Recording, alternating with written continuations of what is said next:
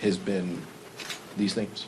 Has been Kristi Noem is the head of this agency that is seemingly lawless and doesn't care about the First, Second, Fourth, or 10th Amendment, and she's got to go. We want to protect our communities. This may look like a partisan demand for someone to step aside, but it's actually a referendum on whether federal enforcement power can grow without enforceable limits. What's really being tested here is Congress's ability to attach real accountability to massive budgets, and whether constitutional restraint is a lived standard or just a slogan. This raises broader questions about oversight, transparency, and public trust when agencies operate inside American communities. In this video, we'll break down the leverage fight over funding, the reform demands on the table, and what this moment signals about checks and balances right now.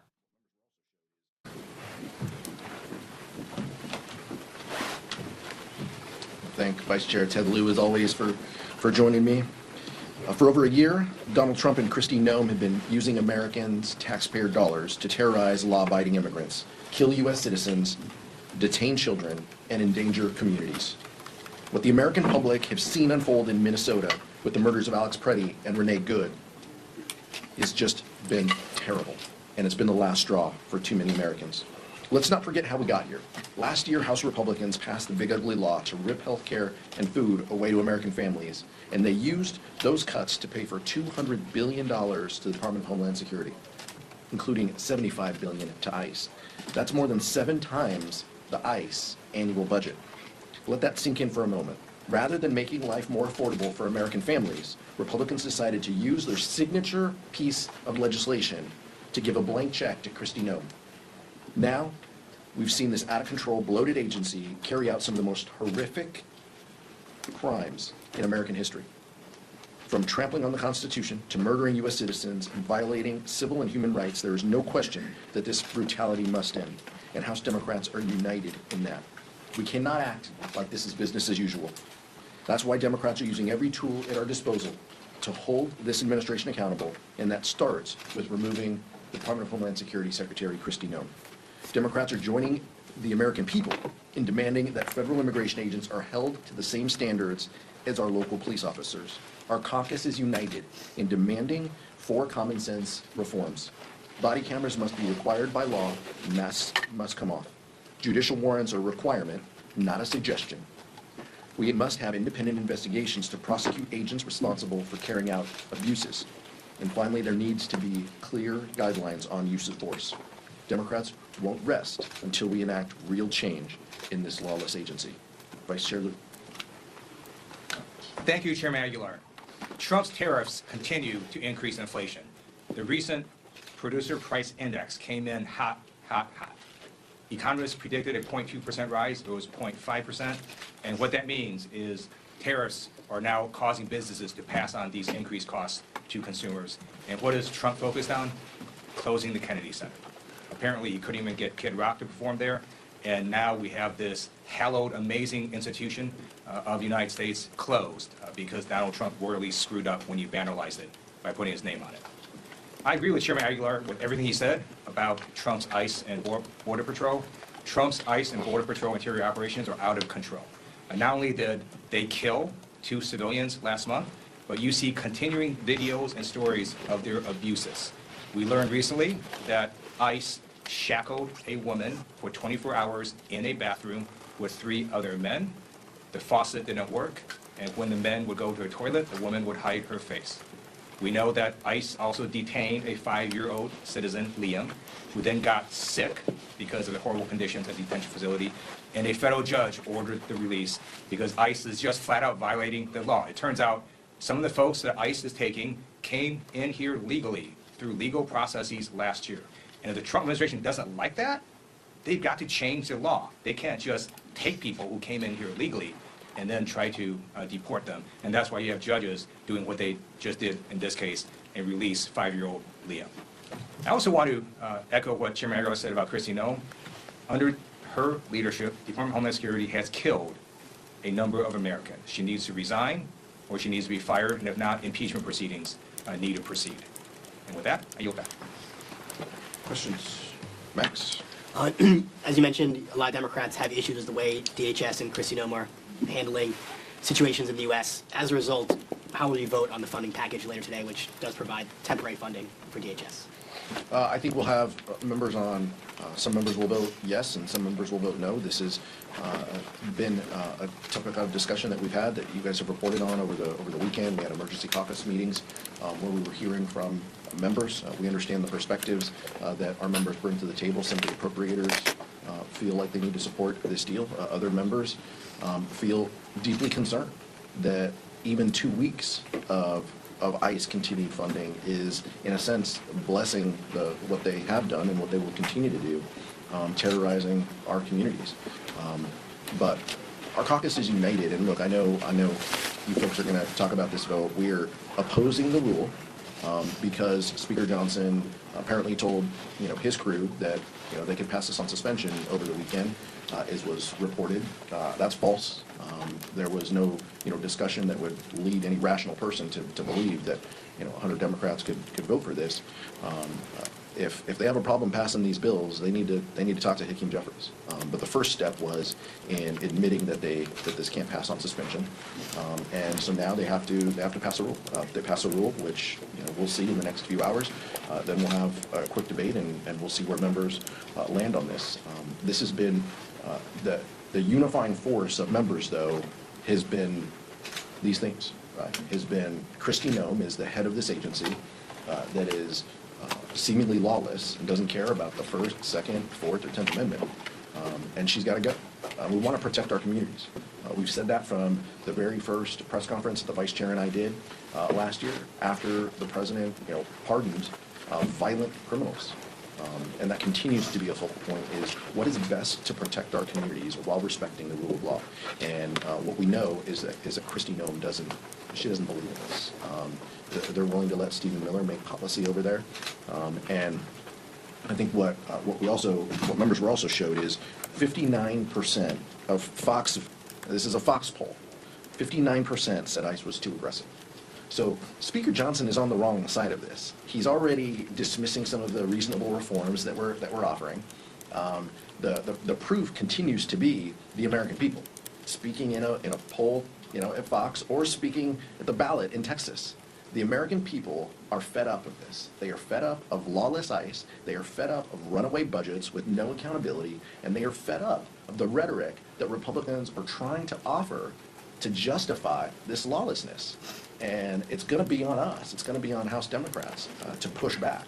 And we will push back now. We will push back in February, and we will push back all the way through November until we get an opportunity to change the temperature in this place. A few weeks ago, I went to Minneapolis, St. Paul, and met with nonprofit groups and local law enforcement. We did a Democratic field hearing, and their stories and reviews are horrific. You have Trump's ICE completely being out of control. We also know that the public pressure is working. The Trump administration is starting to backtrack. They removed Border Patrol Commander-at-Large Greg Bovino from Minnesota. We also know that he has now engaged in anti-Semitic comments. He needs to resign. We also know that Kristi Noem yesterday issued a directive saying all field agents in Minneapolis must wear body cameras. That is a start, but every one of their agents across America needs to wear body cameras like real police officers do. And I encourage American people to continue this public pressure and to exercise their First Amendment rights. Just to drill down before I ask my question, you're going to wait to see if the Republicans can pass a rule before you decide how you're going to vote, or no? Or I'm going to wait until we pass a rule before I tell people what I'm going to vote. Okay. Either way, it serves the same purpose. But look, we've over the last couple of days, the vice chair and I have tried to create an environment with the leadership team where we hear directly from members who are struggling, who are frustrated by what they see. And the week back home, where we talked to folks in our communities about the local lawlessness of ICE. Really put a finer point on that. We weren't, in D.C. comparing notes. We were back home talking to our communities, and we're the ones that have to look folks in the eye who have experienced some of these tragedies and horrific behavior. The vice chair in Minneapolis, St. Paul, and many other folks visiting ICE detention facilities or trying to visit ICE detention facilities or talking to community leaders and advocates. But time and time again, what we hear from our colleagues is we have to make changes. We have to reform DHS. They were given unlimited amounts of money by House Republicans and we need to have meaningful reforms because they are unchecked. They have been proven time and time again unworthy of our trust and unworthy of the benefit of the doubt. All of us are here on the Democratic side. I know the Vice Chair and I feel this way. We want government to work. We know it can be an instrument of good. We know it can help people in their daily lives. And what these folks are doing sets all of us back because they are now going to be afraid. And I talked to our local law enforcement leaders about this in San Bernardino County last week. Local law enforcement is concerned that people aren't going to report crime or they aren't going to say that they are a witness of a crime because they're afraid that everybody is working with ICE. And that hurts us. If people don't feel like they can answer a police officer's question on what they saw for fear of their status, that sets us all back. And by the way, every one of these law enforcement agencies, I met with locally, they have an identifier on them. They have their name on a polo. They have their name on their uniform. It says which agency employs them. They have a clear identifier as to who they are and where they work.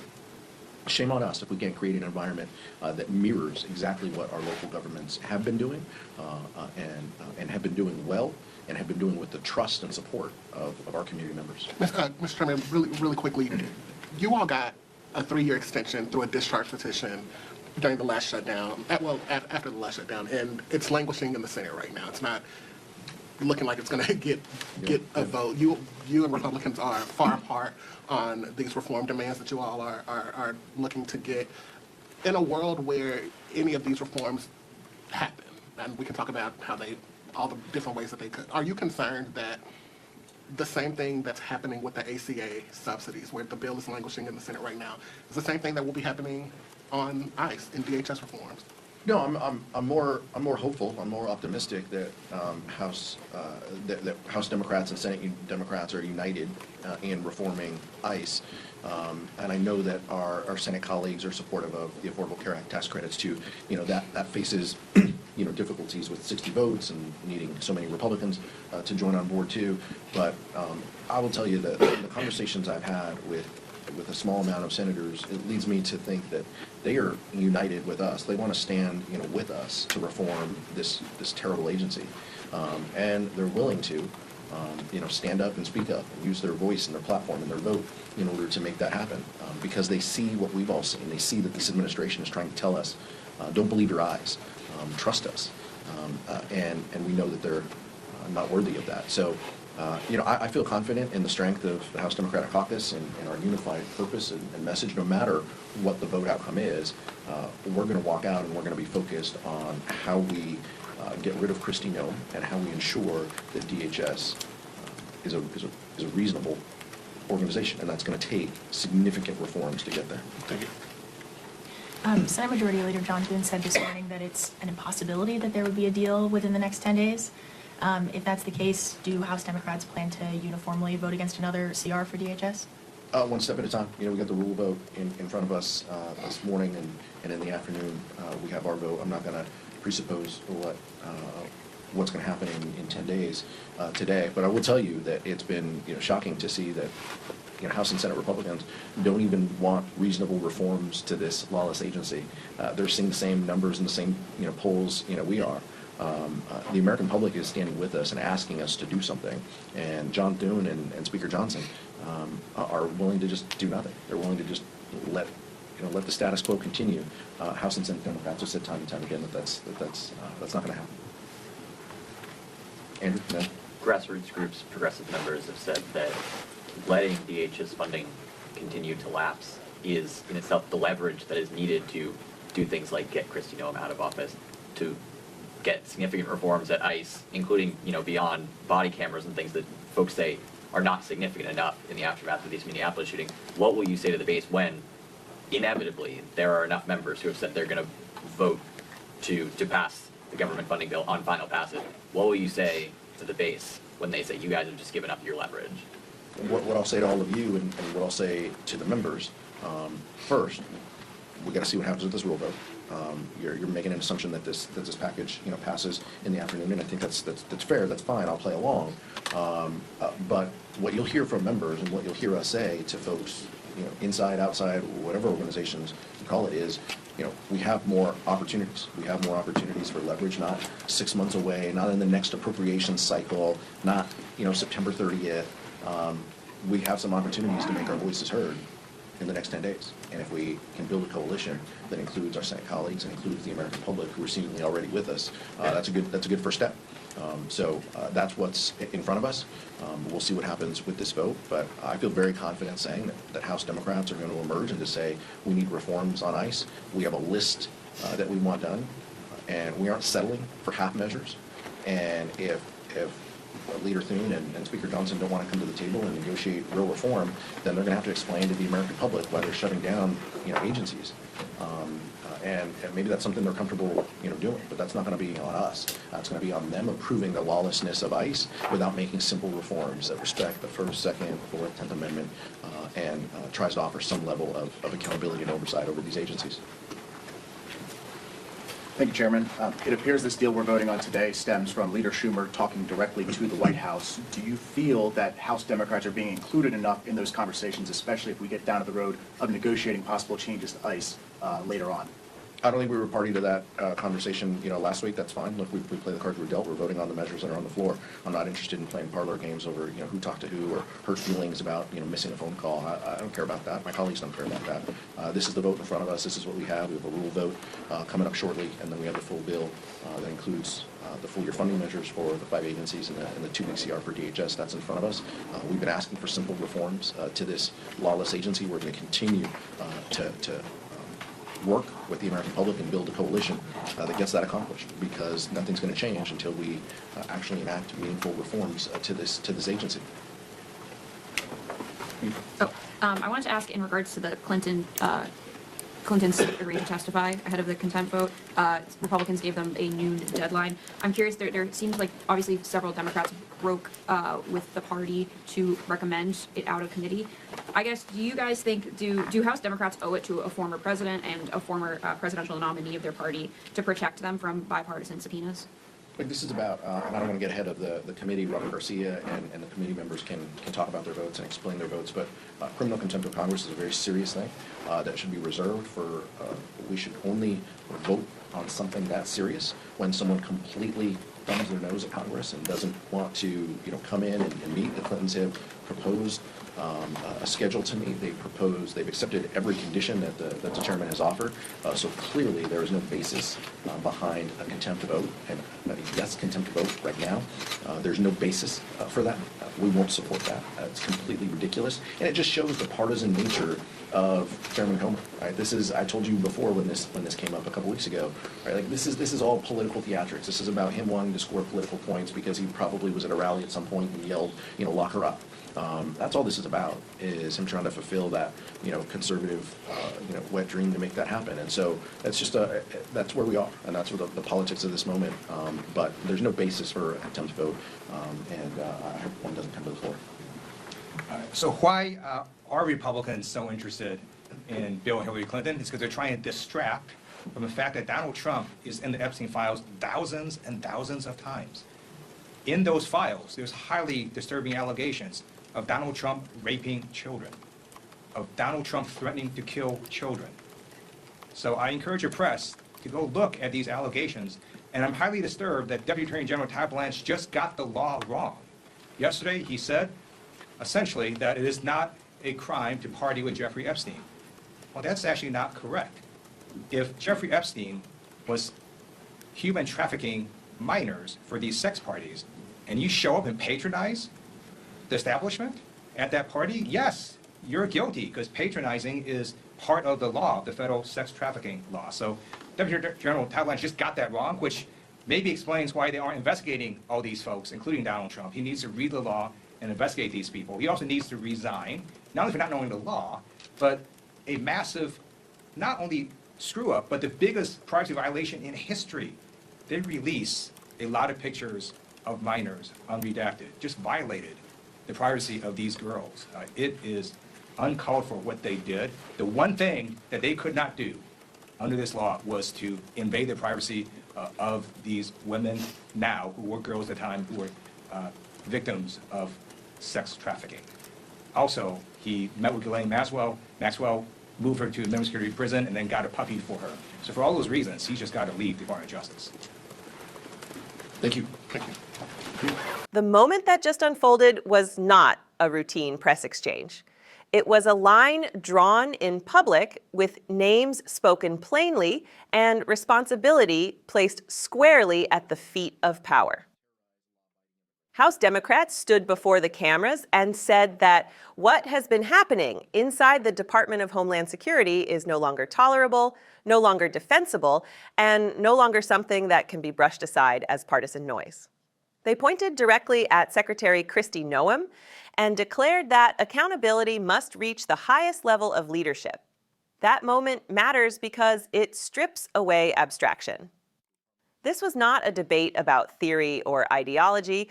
It was about consequences, about what happens when enormous authority is paired with massive funding and minimal restraint, about what happens when enforcement becomes detached from transparency and when power operates faster than oversight can follow. When one lawmaker said this agency had been given a blank check, it was not rhetoric for effect. It was a warning about a system that has grown beyond the guardrails meant to contain it. Over the past year, Congress authorized staggering sums for the Department of Homeland Security, with enforcement operations receiving an unprecedented share. That decision now sits at the center of this confrontation.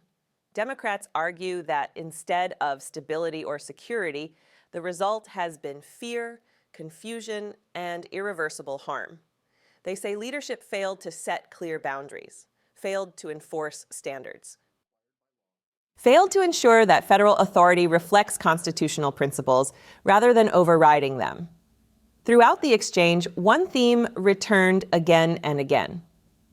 Accountability delayed becomes accountability denied. Lawmakers described an agency that operates with covered faces, limited identification, and insufficient documentation, creating distance between action and responsibility. In any democracy, that distance is dangerous. When citizens cannot clearly see who is acting in the name of the government, trust begins to fracture. And once trust erodes, even lawful authority begins to lose legitimacy. The calls for body cameras, judicial warrants, and independent review were not framed as radical demands. They were framed as baseline expectations. The same standards applied to local officers across the country. The same standards that exist to protect both the public and those tasked with enforcement. What lawmakers were really asking was simple. Why should federal agents operate under looser rules than everyone else sworn to uphold the law? As the discussion widened, it moved beyond one agency and one secretary. It became a reflection on leadership itself, on what it means to oversee a powerful institution in a divided nation. Critics argued that Secretary Noem did not merely preside over a troubled department, but enabled a culture where consequences were deflected and warnings ignored. They said that when leadership refuses to correct course, removal becomes not an act of politics, but an act of responsibility. The funding debate underscored the stakes. Some Democrats acknowledge the tension between keeping government running and refusing to endorse conduct they believe violates core principles. Others argued that even short-term funding risks signaling acceptance. This is the moral bind of governance, choosing between immediate stability and long-term accountability. And it is precisely in these moments that the character of leadership is revealed. Poll numbers were cited not as weapons, but as indicators. A majority of voters, including those surveyed by conservative outlets, expressed concern that enforcement has gone too far. That matters because it suggests this is not a fringe argument. It is a mainstream unease, a growing sense that power, once unleashed, must be brought back into alignment with law and reason. Perhaps the most sobering portion of the exchange focused on trust within communities. Lawmakers described meetings with local officials who fear that residents are becoming reluctant to cooperate with authorities at all. When people hesitate to report wrongdoing or share information because they fear unintended consequences, public safety itself begins to suffer. Enforcement without trust does not strengthen a society. It weakens it. This is why the calls for reform are about more than one vote or one official. They are about restoring the idea that government can act firmly and fairly at the same time. That authority does not require secrecy to be effective. That power must always answer to the people it serves. In moments like this, politics reveals its deeper purpose, not as a contest of parties, but as a test of values. Will those entrusted with authority accept scrutiny? Will leaders step aside when their presence undermines confidence? Will Congress reclaim its role as a check, not a bystander? What we witnessed today was not the end of that story. It was a turning point, a signal that the debate has shifted from quiet concern to public demand, from internal discussions to open confrontation, and from patience to urgency. History shows that institutions rarely reform themselves without pressure. They change when the cost of inaction becomes higher than the cost of reform. Lawmakers made clear that this pressure will not fade, that the conversation will continue through votes, hearings, and the months ahead. In the end, this is about the kind of country Americans expect their government to be, one where authority is visible, restrained, and accountable. One where leadership answers for outcomes, not just intentions, and one where the Constitution is not a talking point, but a standard. The questions raised today will not disappear when the cameras turn off. They will echo through the halls of Congress and into the decisions yet to be made. And the answers will shape more than a budget or a career. They will shape public trust itself. If you believe these moments matter, if you believe accountability deserves daylight, support our work to expose the truth. Subscribe to Liberty Report USA.